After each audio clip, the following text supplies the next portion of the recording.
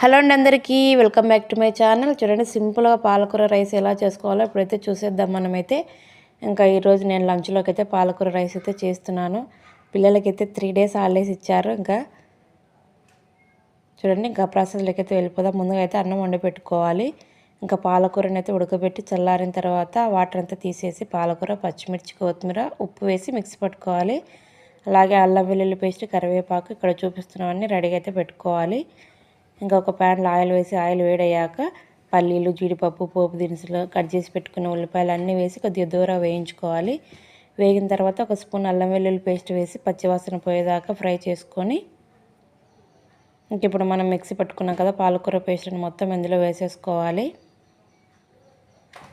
ఇంక ఇందులోకి కొంచెం చిటికెడు పసుపు వేసి ఇంకా ఇది బాగా ఆయిల్ పైకి తేలే విధంగా ఫ్రై చేసుకోవాలన్నమాట. కరివేపాకు కూడా వేసాను కదా, చూడండి ఇలా బాగా ఉడికిపోయిన తర్వాత మనం ముందుగా వండి పెట్టుకున్న అన్నాన్ని వేసుకొని మొత్తం బాగా కలుపుకోవాలి.